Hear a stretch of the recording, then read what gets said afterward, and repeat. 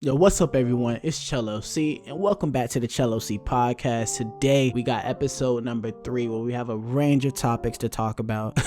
I'm so sorry you guys, but today has been so crazy. I've had to do so much and I'm trying to fit this recording into today. I'm even having issues with everything I own now. Like it seems like my internet is messing up my mirroring so that I can see what I look like and line up the perfect shot and make sure that everything looks perfect is not working. The remote control camera shot thingy I have, majiggy thing I have, it's not working either. It just seems like everything for this podcast is not working. So if anything is off, I apologize. If I may not be centered the best or the audio quality or anything like that isn't really the best, I truly apologize and hopefully I can get it better next episode.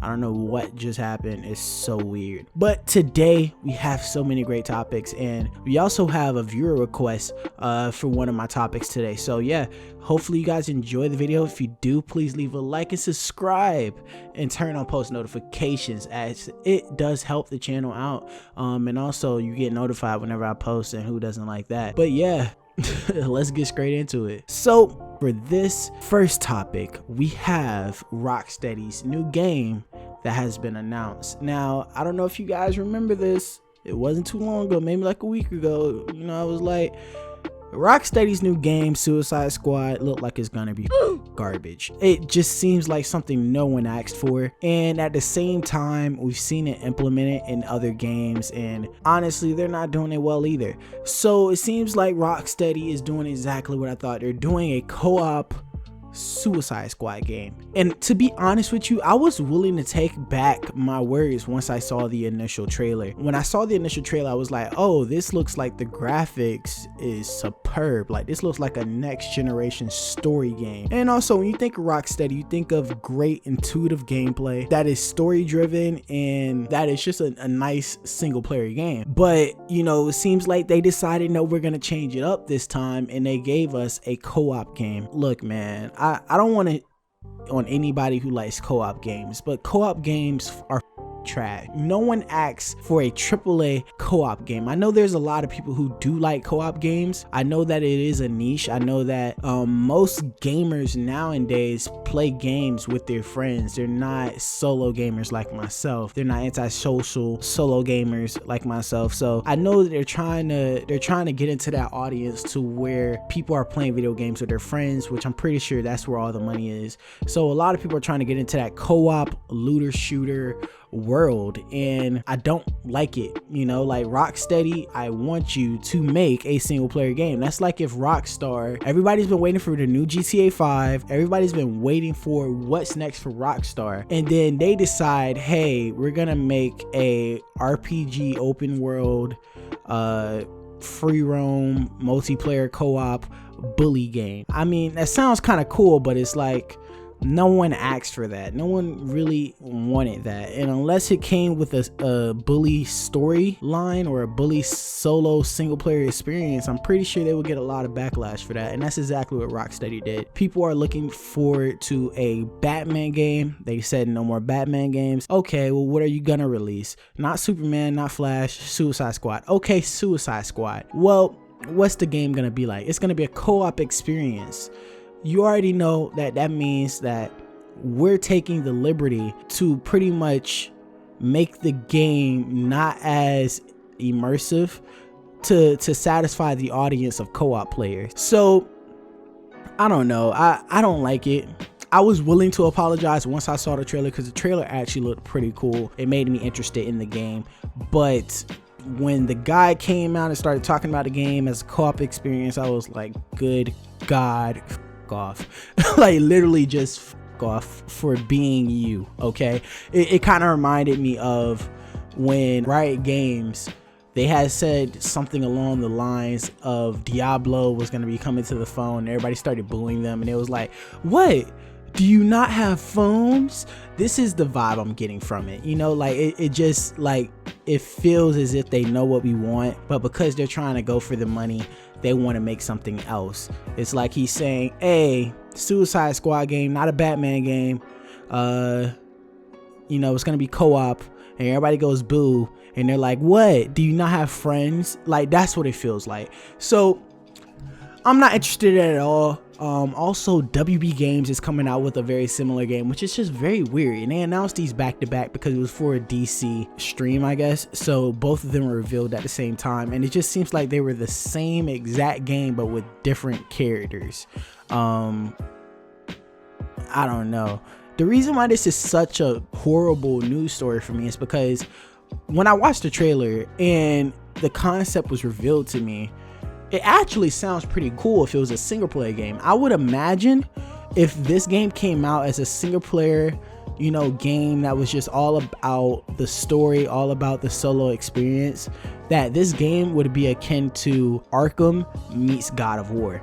It would be the Arkham world with Arkham combat style, and you're gonna be fighting godly beings for the most part. The Justice League, godly beings. The only people who are not godly in this circle is a millionaire with a ton of tech that could kill any one of the Suicide Squad. So you're going against a whole bunch of godly members of a league that whole job is to pretty much kill beings that are way above the skill level of a Suicide Squad group. So to see them take them out, kind of like how Kratos took out every god one by one, and that would have been a cool concept, honestly. It would have been a stupid cool concept. Would it have been hard? Yes, because of course you have to make people like Suicide Squad, Harley Quinn, and a person with a gun beat superheroes with godly powers. But at the end of the day, it would have been an entertaining product, and I would have loved to see it even if it was cheese. All right, I don't care if they tried to say Harley Quinn hit Superman across the head with a pot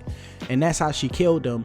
I would have still been happy because that's a dope ass concept, honestly. But once they said co-op, I was like, man, that scratch that. So yeah, WB Games new game, Rocksteady's new game.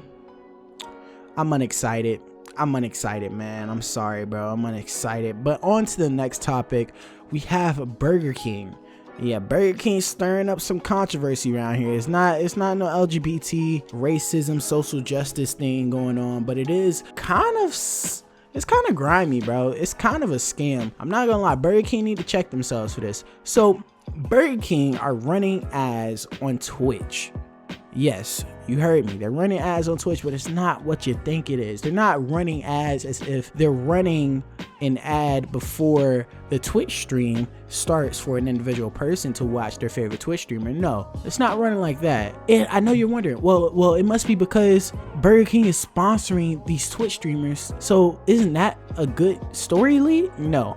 The way Burger King is going about this is they've created a whole system to literally donate the minimal amount of $5 to a Twitch streamer, so that when the Twitch streamer has their little donation bot come on and read whatever the person has to say that donated, the bot reads off a Burger King ad. So pretty much that's how it works. It's almost as if like Burger King donates $5 and then it pops up and it says, here's $5, go enjoy a new Burger King chicken nuggets for $1.49 or something like that. Like, and it's the reason why I call it scummy, the reason why I call it a little bit grimy is because brands pay tons of money for personality advertisement, for influencer advertising. So when a company decides, hey, we're gonna cut that amount out, instead of endorsing these streamers, instead of actually paying them what they're worth for the amount of people that we could touch and influence to buy our product, we're gonna decide to take the cheap route and go outside of the Twitch streamer and just donate money to them, get a shout out for our own company for $5. And that ain't like $5 compared to a company that's worth billion. It's not a lot. It's a small little budget. All you have to do is 30 streamers, $5 each. Like, that's not a lot of money for some great advertisement, honestly. And I think it's a good idea. It's just a horrible business practice. It's a horrible thing to do when you know the worth of these streamers are much more. So yeah, Burger King, they're getting a lot of hate from Twitch streamers. I would think that it's an easy fix, but honestly, I don't believe it's so, because it's so nuanced. Yes, a streamer could just turn off their donations, or a streamer could make it so that the minimum amount to read out donations is more like $10, $15, but that would also affect their audience and how they're able to interact with their audience, especially because if they're not giving you $5 because they want a little shout out, a little moment of spotlight, they can't give it to you, they'll just give it to someone else, you know? So it would be a bad business idea to change that minimal amount to something more. So it's not really that much of an easy fix. There's no easy fix for any company to just go around Twitch. Instead of paying for a Twitch ad or paying for a endorsement by a Twitch streamer, they can just give $5 to the streamer and have their ad broadcasted to everybody. So I hope this doesn't become a norm. I hope other people don't catch on to the fact that you can do this, because that would be annoying. I mean, I would be making a lot of money. It's good for small streamers, but it's not really that good for the big ones. So I hope it doesn't become a huge thing. I hope it just kind of skims by. Our next and final topic for today, you guys, we got a short podcast for today. We have our viewer requested topic today about the top 10 PS4 exclusives. I got asked in our last podcast comment section about giving my top 10 PS4 exclusives, and I was like, why not? Sounds like a cool idea, honestly. And I guess my top 10 PS4 exclusives is different than a lot of other people, so I might as well go ahead and do it. I haven't done it before, so let's get it. My number 10 spot. I don't know if a lot of you guys know this game right here. My top 10 spot is Gravity Rush 2. So yeah, Gravity Rush 2 is a game where there's a female protagonist that gets stranded on this island and has lost her powers and has been pretty much moved to do slave work to pay for her expenses and live where she lives with her brother, I believe it is. And she eventually finds her powers and is able to go on this great adventure. And her power is essentially to shift gravity. She's able to shift gravity any way that she likes. She's able to fall. She's able to fall up, fall down. It's kind of like you're flying. It's the Superman game I always wanted, honestly. It's the first game where I was able to fly anywhere in any way. It's an open world game. It's a huge game. It's like semi-open world. It's like you have these levels that are open worlds, and it's a really cool concept. Like in one of the levels, they have this whole society where the poor live further down, and then the rich have these big ass mansion Calabasas rocks in the air, and you get to fly there and run across, but it's like these huge ass mansions with tons of acres of land just floating in the air, while the poor people live on the more lower ground. It's one of the coolest games I ever played. I don't think I ever beat it, but it has to go on my list for one of the coolest games on the PlayStation 4, definitely. My number 9 pick, this is gonna be another interesting pick, but my number 9 pick is The Order. The Order was a PlayStation 4 launch title, I believe, and with it being a PlayStation 4 launch title, it was able to show a lot of what the PlayStation could do. Like, until this time, we hadn't really seen games that were this beautiful. This game was gorgeous. For a launch title, this game was badass. I always liked the way it looked. The game, yeah, it can be boring. It could be meh. The mechanics could be better. You know, it's been done better in other third-person shooters. The guns really stand out. There's such a diversity of guns in that time frame. It's just kind of cool to pick them up. It's kind of like what's the name of that game? Wolfenstein. It's really cool. I really like the concept behind it, but there's not much to say about this game. It was like 4 hours or 6 hours or something like that. It wasn't a long game at all, and also it got very bad controversy for that, you know, and a lot of people didn't check this game out, but it's definitely a great game. Matter of fact, I'm a retcon that right now. So, like, honestly, The Order doesn't deserve to be on this list. I'm gonna replace The Order with Infamous Second Son. I have The Order on the list, but I forgot Infamous Second Son is one of my favorite PS4 exclusive games. Like, that game is amazing. I talked about it in the last podcast, but I didn't really think about it until now. I made this list last night, but I didn't really think about it till now. Infamous Second Son is way better than The Order, and it's way better than Gravity Rush 2, and I think it needs to be in that spot. So I'm gonna replace The Order with Infamous Second Son, and the reason why I did that is Infamous Second Son has a lot of great gameplay mechanics, just standard great gameplay mechanics. It's a huge step up from the Infamous 2 game. Infamous 2 was a good game, but Infamous Second Son just takes Infamous to the next level. Like, it literally just, it breaks the boundaries of that game. Like, it's a beautiful game. The particle effects are amazing. It's the same people who made Ghost of Tsushima. It was the game right before they made Ghost of Tsushima, and it is a PS4 exclusive. And it is an amazing game. I love the characters. I love the powers that they give you.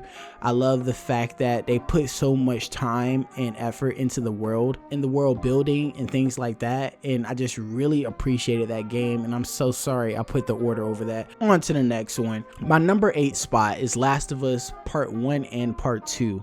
Both of them. Last of Us Part 1 and Part 2. The reason why I gave Last of Us Part 1 and Part 2 such a low score is because of Part 2, and also the fact that Last of Us 1 is not a PS4 exclusive.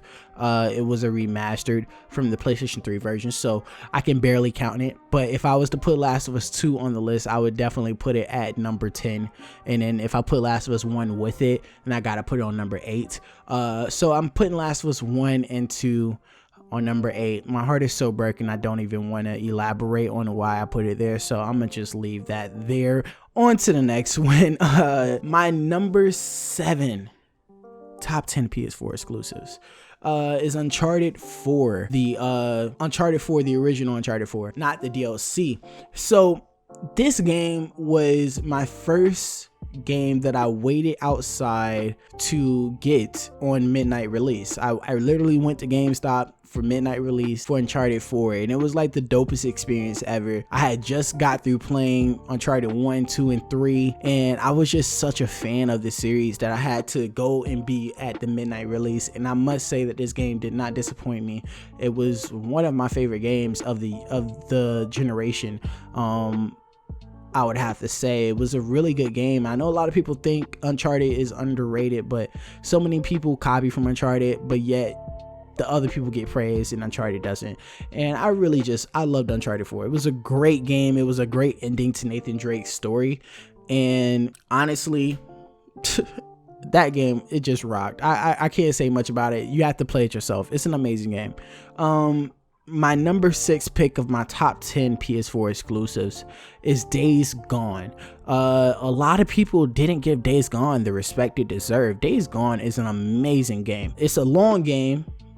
It goes on for too long too, you know. It's a little bit on the long side, but it's an amazing game, and I've had friends borrow the game from me and tell me the same thing.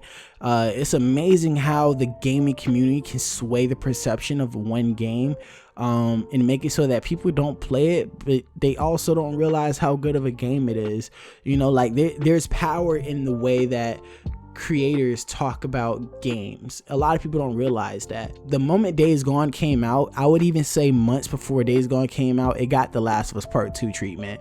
Like, people literally, before the game came out, people literally was saying, hey, I don't know about this game. You know, they never played it. They were just like, I don't know about this game. This game looks like it's you know, it's like everything else, you know, like, and people were trying to say that it was mediocre and they never played it yet. And then when they got it, they kind of just made their perception the fact that it was mediocre, and just, they was like, yep, I was right, it was mediocre.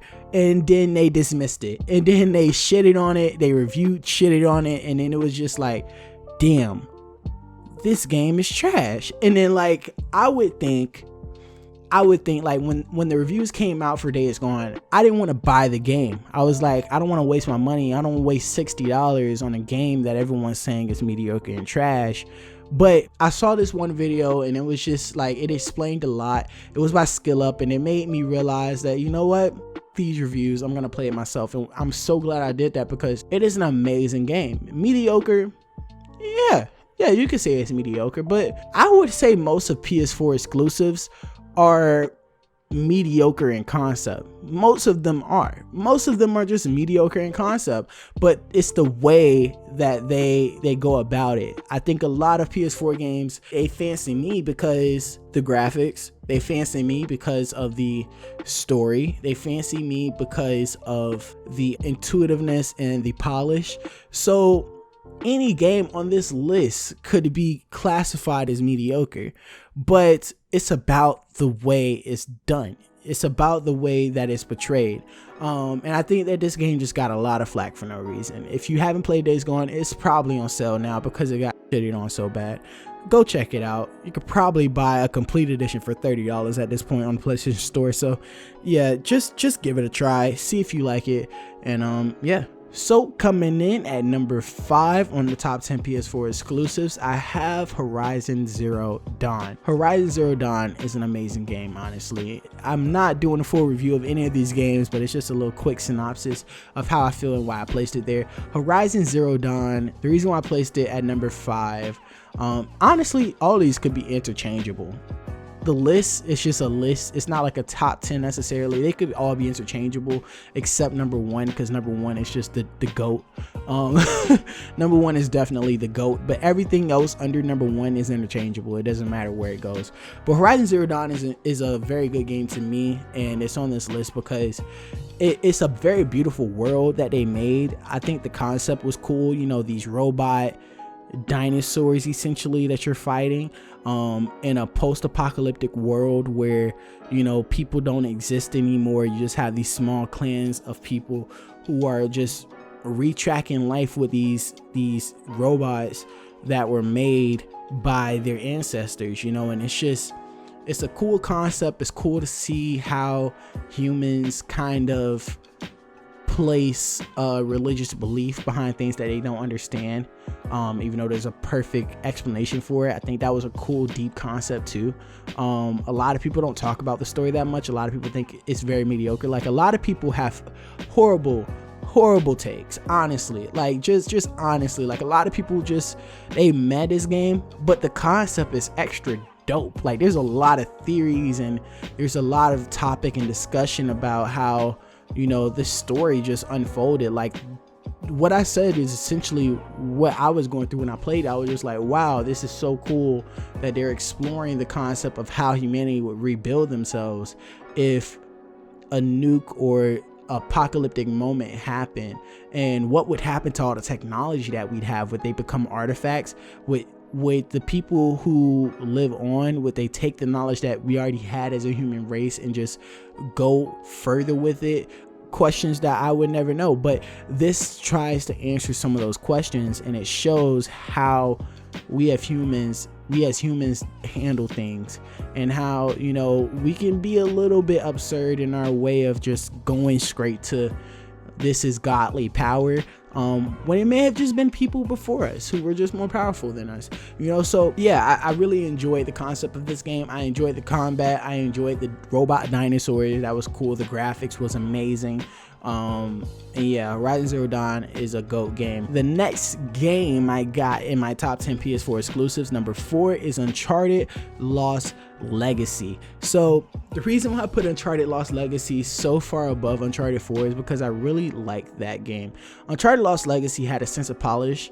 Not like Uncharted 4 wasn't polished. Uncharted 4 was extremely polished. It was a really good game graphically and also like incredibly detailed, but Lost Legacy just seemed like they took a step forward even more, like a half step or maybe like a full step, but they took a step forward in the series as far as graphics, as far as gameplay, as far as everything involved in this game. You could just tell that they honed in on what they knew they had in the original Uncharted 4, and they tried to make a better product out of that. I like the use of all the side characters of Uncharted and kind of essentially making the main characters. If they made an Uncharted Lost Legacy 2 or Uncharted that pretty much followed the main characters of Lost Legacy, instead of Nathan Drake, I would actually be okay with that. That would actually be a dope idea, honestly, because those characters are cool to me. They're very nuanced. I liked it. It was a girl empowerment game that didn't feel like a girl empowerment game. Like, that is amazing, because I think a lot of people don't understand is that, like, most people want to see inclusiveness. Most people want to see great games that can go either way. You know, it can be for men, it could be for women, it could be for gay people, it could be black people, it could be for Hispanic, it could be for tribal, it could be for Asian, it could be for, you know, it could be for anybody, and it could have any protagonist. But I think the problem is they try to force hand a lot of stuff to people, and that's why it's not liked as much. I don't think I've ever seen any controversy surrounding Uncharted Lost Legacy for having 2 female protagonists, but they do, and they're strong female protagonists. It has the one black girl from Uncharted 4, amazing, beautiful girl, amazing, beautiful lady, woman, queen, and she's buff as just like Abby, but no one cared. No one has a problem with female empowerment. No one has a problem with one female having this beautiful magazine looking body like the main character in Uncharted Lost Legacy. No one has a problem with a buff chick that can beat any nigga ass like the black girl in Uncharted Lost Legacy. You know, that's not the problem. That's why I really have problems when people try to deflect criticism by saying, hey, you just don't like it because there's a female protagonist, a strong female protagonist, or even a female protagonist that doesn't fit what you would like a female to look like. Because I feel like that's asinine, that's stupid, because Uncharted Lost Legacy did that, and they did it successfully. And I didn't think twice the fact that I was playing as a female. I didn't think twice about the female psyche or anything about that. It was just a good game. It was just a good game. It was a good game, bro. Like, that's it. Like, it was a good game, bro. Like, the story was amazing.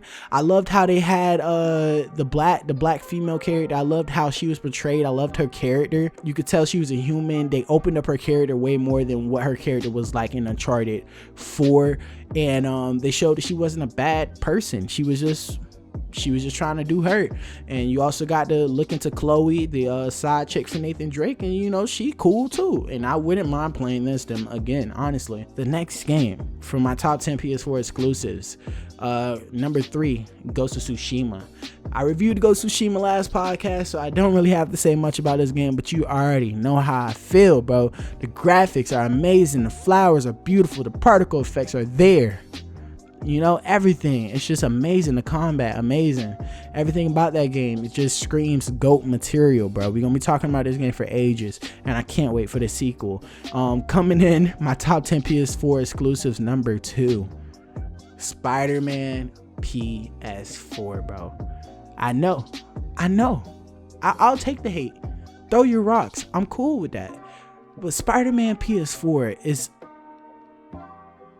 it's a spectacular game, bro. No pun intended, bro. Spectacular Spider-Man PS4. That's what it should be called.